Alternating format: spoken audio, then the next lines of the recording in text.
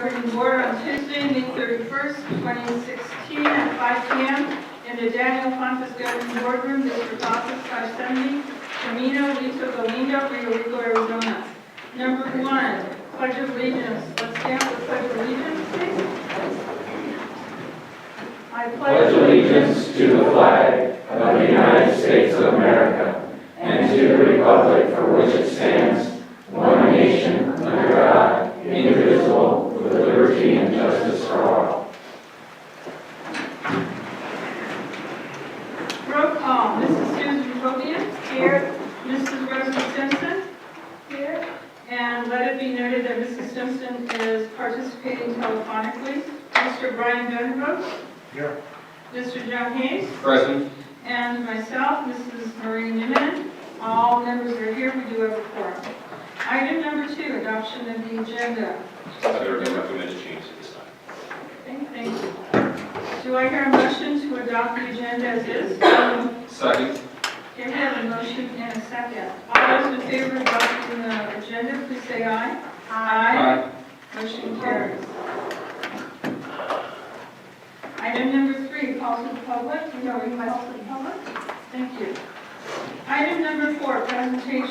Number 1, recognition of Mr. Richard McPherson, recipient of the Ray Pulaski Visual Difference Award by the Association for Career and Technical Education of Arizona. Mr. Verdugo? Thank you, Sue. I'd like to invite Ms. Hoffman up, and she can kind of describe what this award is for, and also Mr. McPherson. We are very honored. Mr. McPherson is also, I think, last year was a Teacher of the Year for the CTE programs. And so this is another recognition, and I'll let Ms. Hoffman acknowledge. Great, thank you, President, Ms. Newman, and remainder board members. I would like to recognize Mr. McPherson. He was nominated, we had nominated him for the Ray Pulaski Servant Visible Difference Award, and that's through the Arizona Career and Technical Education Association. And what that recognition represents is we are rated on multiple factors in career and technical education, and one of them is gender equity or non-traditional students in programs. And his program has represented that above and beyond other state programs throughout Arizona. So he will be recognized at the summer conference in July. And so we wanted to let you know ahead of time that he will be recognized for that. And then also amongst his association with the Agriculture Association is that he's being nominated for multiple other awards that we don't know the results yet. So, did you want to say anything? Answer questions if the board has any questions. Board, any questions? Mr. Hayes? None at this time. Thank you. Mr. Vanderbilt? Okay. Mrs. Fogan? Can we make comments as well? Certainly. Certainly. You know, when I attended the dinner a few weeks ago and saw how many girls were getting awards that had been, for things like welding, and truly, just that glimpse that I have from that evening tells me that, this is a well-deserved award. Good work. Thank you. And congratulations for all your hard work, yes. I know your students care deeply about you, so that's always a plus that makes teaching easier. I appreciate that. So some of the details, the state has a goal for non-traditional in agriculture, and it's 25. Here at Rio Rico, we have 39% participation by female students. Those 39% of the students represent 61% of the cash earnings and 77% of the hours of labor. So they deserve their award. And we have a certificate for Mr. McPherson.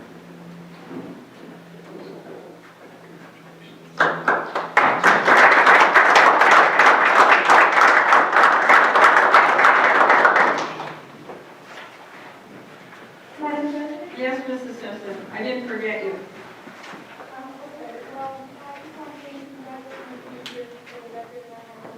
Thank you. Thank you, Mrs. Simpson, and thank you again. Okay, let's move on to item number 2, superintendent's report. Thank you, Sue. Just wanted to acknowledge our 2016 graduates. It was a great graduation and a very busy end of the school year with a lot of different events happening throughout the district, but always highlighted by the graduation. I would like to congratulate the high school on the job that they did putting that together. It was just a great event, well organized, and just, again, the highlight of the end of the school year. We have our Leadership Academy tomorrow actually have 90 participants from all the departments as well as all of the principals and their team leaders. So we'll be busy tomorrow at Calabasas. And if the board, again, is always welcome to attend, if you'd like to do that, we can also put out a notice that we'll be discussing our mission and vision as we had talked about before, as well as just preparing our continuous improvement plans for next year. So we will be very busy the next 2 days, and that begins at Calabasas. But other than that, things are going well. We appreciate the board's attendance and activity as well. Thank you. Thank you, Mr. Verdugo. Mrs. Simpson, we're going to the governing board member report. Do you have anything to report? No, ma'am, I do not at this time, thank you. Thank you. Mr. Hayes?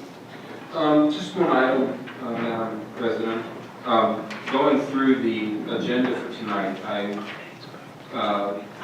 noticed that Mr. Rene Ramirez is going to be retiring from the Eureka High School, and that's after 20 years of service to the district. And I think it's just something that should be noted, and special thanks goes out to Mr. Ramirez for his service. Thank you, Mr. Hayes. Mr. Vanderbilt?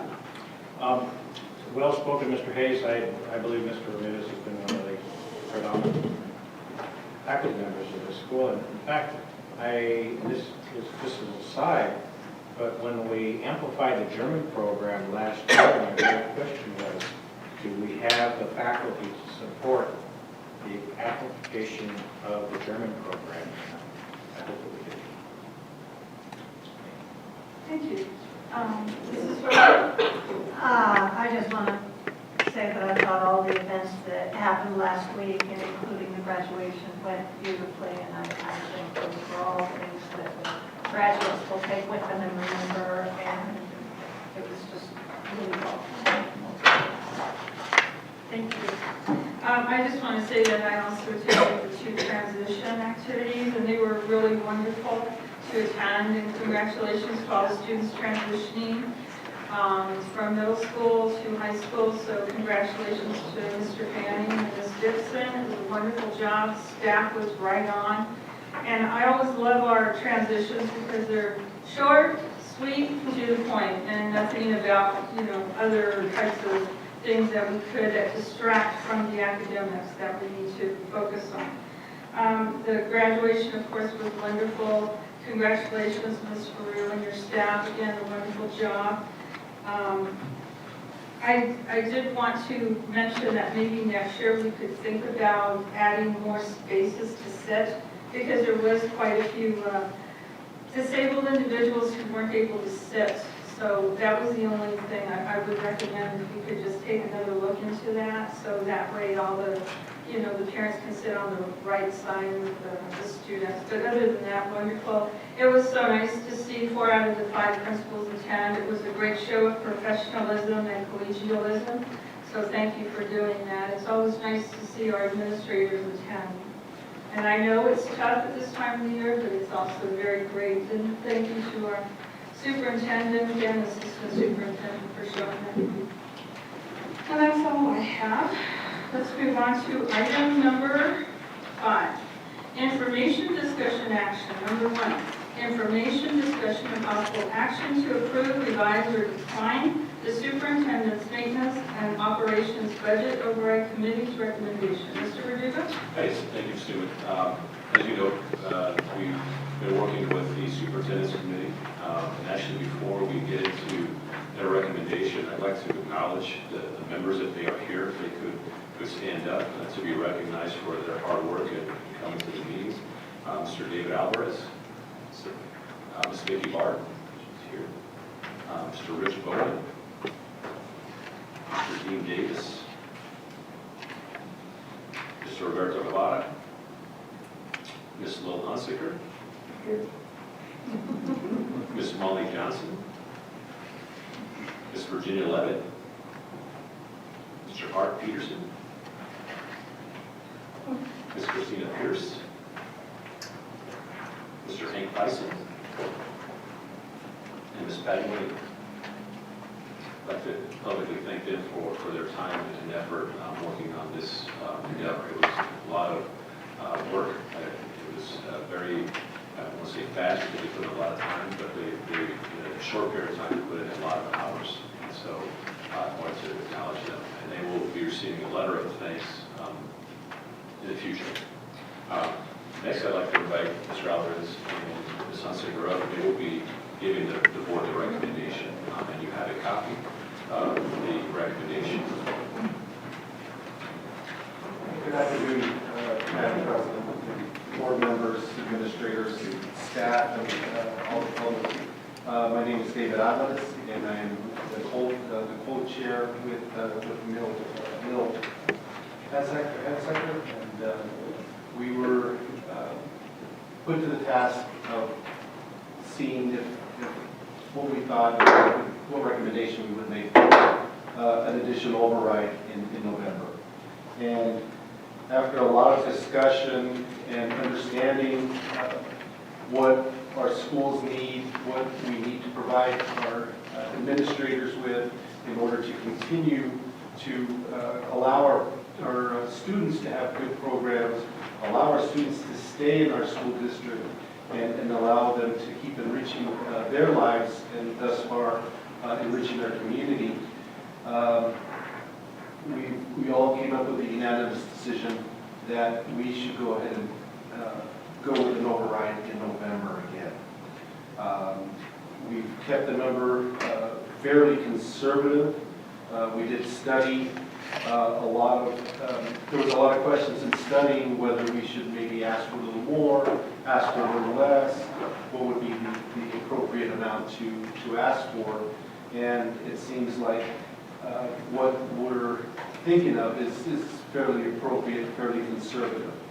In the difference from what is currently being paid in taxes and taking into account what would be the new amount, the difference, if we're very lucky, could maybe be a wash, and at worst, maybe 10, 15, maybe a $20 difference.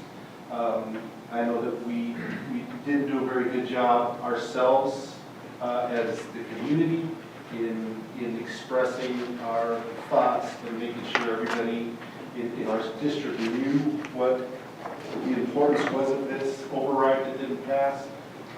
But I think that after seeing the band members kind of hunt away, which is a very small group, and having them understand the importance of the override and the importance that it lays on the education of our students, I believe that now we can get a nice task force together to go out and, one, to study what it entails, what it involves, and go out and educate our district as to what we need to do to make sure that this thing passes, the override will pass.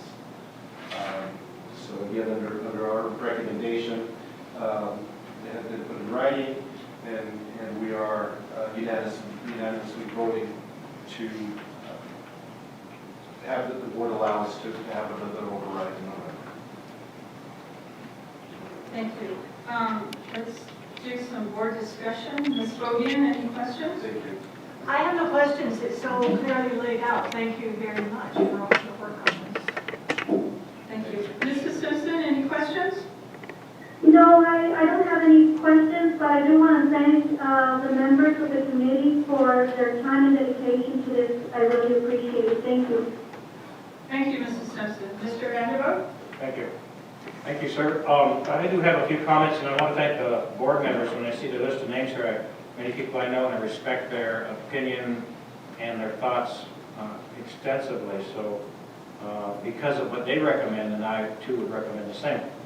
My points, as I mentioned many times, is because everybody votes early, you need to conclude your campaign by October 1st. Right. Tomorrow's June 1st, that gives you 4 months. Correct. You have a 4-month plan. Month by month, do you know where you're going to go and what We you're have going a to be pretty doing? good idea of, we started to discuss it, although we didn't want to really formalize anything until we meet, and we're meeting on June the 13th. on the 13th, to put that all into action. There is some ammunition that we have regarding the early voter, because yes, the early voter does represent a good 90% of the voting community in our district. And I'm sure as Ms. Hunsaker can reinforce, you really need to focus on TUBAC. So many people don't consider TUBAC a viable part of this district because there's so few students, but there are, everybody in TUBAC supports education, and they're an educated populace, and they will come out and they will support the bond issue if you educate them. And it may mean standing at the post office on Saturday and handing out flyers, but you've got to be really willing to put out a lot of time. And I'm willing to stand there with you, shoulder to shoulder, and do the same. But you cannot ignore the TUBAC community in this campaign. Now, we've come to that realization, and myself, having a lot of time with the TUBAC community, I've seen the positive impact and the positive role that they play in our district. I've been involved with the Little League for quite a while, and I know they enjoy seeing the kids out there. They're very well respected in our league, and we definitely will be reaching out to continue to reach out to them. I appreciate the comments. Thank you, Mr. Angelo. Mrs. Trojan? Did you? Mr. Hayes? Couple of items. One, be prepared for people that are going to say, well, didn't the school just get a bunch of money because of Prop 123? That's going to be, I see that as being one of the hills that have to be surmounted. The other thing is that remembering back to the results of the last election, we actually did win TUBAC, as I recall. It was the neighborhoods around the schools, for some reason, we lost, which is where you would think most of the students are coming from. So we'll have to also, we got to pay attention to everybody. And Mr. Verdugo, I mean, I saw him in several presentations, and I know that he took a lot of the responsibility, and I told him that's not fair. It was our responsibility for one, not coming out to vote, and two, for not sharing the information that we had. So the committee has realized that, and we plan to do what is correct, which is educate the public and everybody in our district as best we can. Thank you. The board would like to recognize Ms. Johnston, if you have a comment. I saw your hand go up. Well, it was just to address Mr. Could you come up to the microphone, please? That way we can hear you on live stream. It was just to address what Mr. Van Vogt was saying, and what Mr. Hayes said is that yes, in the last election, TUBAC actually passed it, and it failed in Rio Rico. And so the committee is aware of that, and so the board may not be aware that we won't have basically a political action committee formed until you approve going ahead.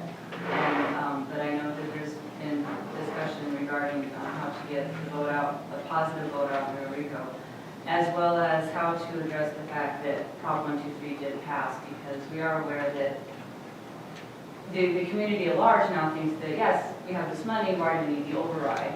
And I would say that what the PAC will need will be something very definitely showing what the Prop 123 money is spent on and what the override money is spent on. Because if the public doesn't understand that it's two separate things and the money is spent on two separate ways, they will not pass the override.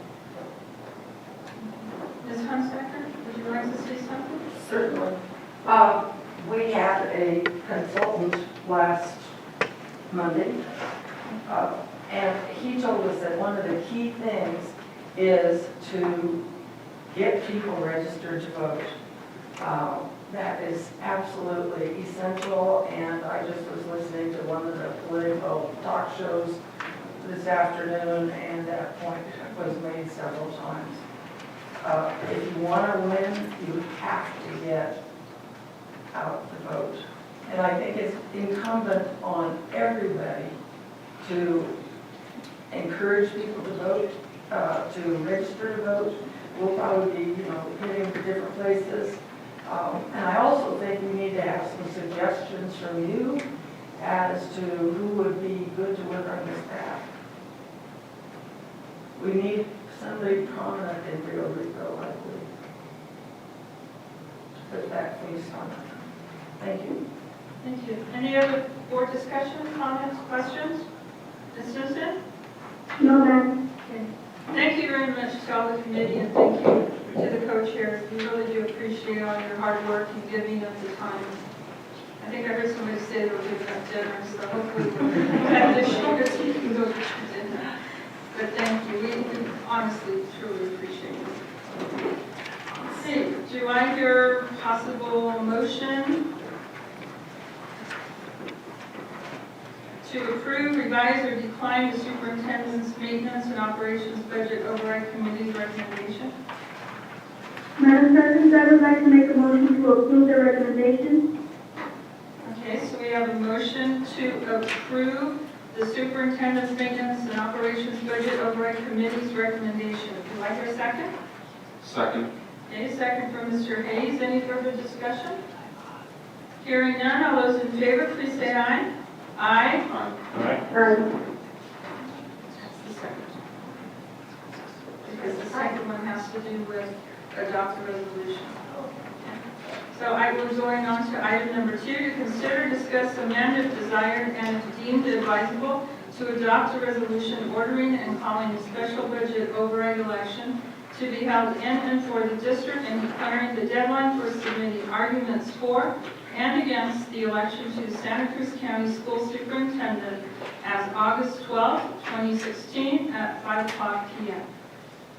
Mr. Verdugo. Yes, thank you. In your packet, you received a copy of the resolution. Actually, I'd like to invite Mr. Gill to come up. He is our attorney, so in case you have any questions regarding the resolution, as it is with Mr. Gill, he can answer some of those questions.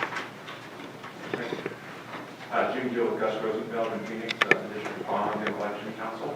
Good to be here tonight. I can spend a couple minutes going through the resolution if you'd like, or I can just take questions, whatever the board prefers. What's the board's pleasure? Do we have any desire to have our attorney go through this, or did everybody have a chance to read it? Is there much difference from the previous ones? Good question. Not really. Our form resolution that we use around the state does vary from year to year, as the statutes change, and they tend to change every year or two. A little bit, so we tweak it now and then. The only real difference this year from last year, or even probably 5 years ago, is we have included references to Prop 123 in the ballot and the notices. We expect and hope that we can remove those references. The only reason we have them in there now is, obviously, we drafted our form and this resolution before the election. So now we know the election passed. We also know there's litigation, at least one lawsuit, possibly with another group I've heard maybe coming. So just to cover all bases, we are presenting the override amount and the tax rate, both with and without Prop 123. So once we know that dollars are flowing, hopefully in June or whenever, but no later than August, when we actually have to present a final ballot and publicity pamphlet to the county. At that point, the district will make a decision, district staff, what exactly the ballot will look like. So we're presenting to you tonight ballot language that has both the Prop 123 language, with and without. But I'm fairly confident that we'll be able to revise that to take off so it's not confusing, because as written now, admittedly, it is a little confusing, but we just wanted to provide you with all the information. Thank you. Mr. Hayes, any questions? The only question I had was on Exhibit C. And it was also in Exhibit B2, where if on the Prop 123 language, that difference is just the difference that's created by the Prop 123 funds, that .95 versus .92 dollars? Right, that tax rate, Prop 123 will affect your revenue control limit. So 7% of your RCL is one with Prop 123 and then another number without it. So both the dollar amount that's generated and the tax rate. So it is on the revenue control? Yes, exactly. That's the only question I have, Madam President. Thank you, Mr. Hayes. Mr. Vanderbilt? Nothing at the moment. Okay, thank you. Mrs. Fogian, any questions? I have no questions at this time, thank you. Thank you. Mrs. Simpson, any questions? No, ma'am, thank you. Okay, and I have no questions at this time. So, is there any further discussion, questions? At this time, do I hear a motion?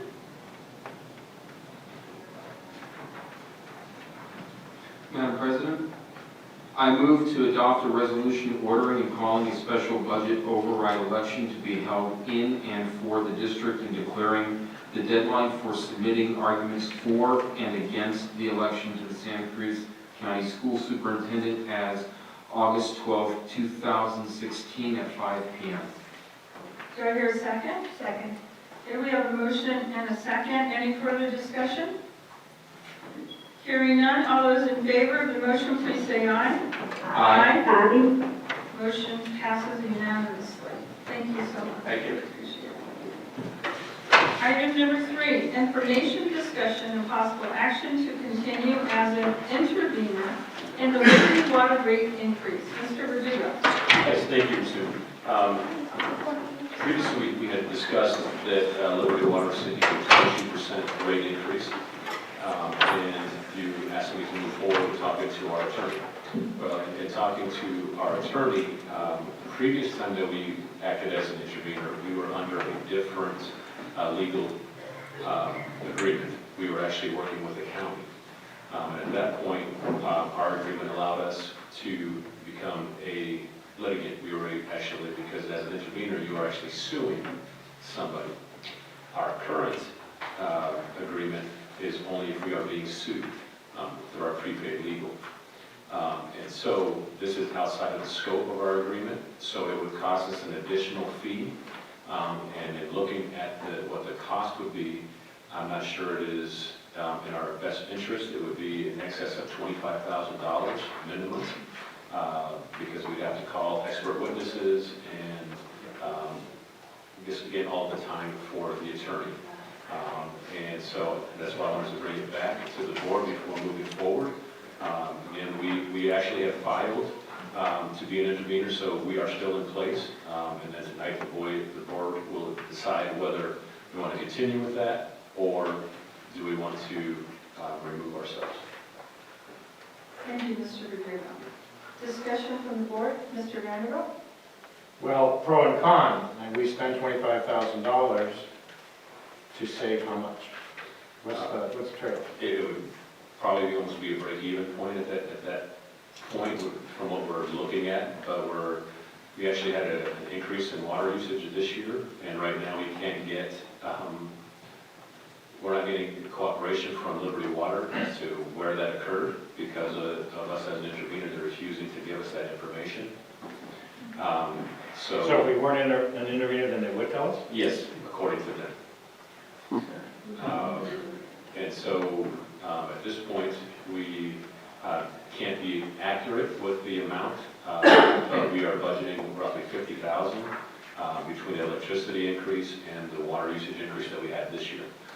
We've already been in discussions with Sodexo as our facility because we are getting a new field, and they're projecting an increase in water usage because it is a natural grass field, and the experts putting in the field have recommended that we have at least 6 fertilizations, which would increase the amount of water. And so we're looking at an additional cost of anywhere between $8,000 to $20,000 per month, depending on what the rate increase would be, as well as the water usage. So again, I'm not sure what the actual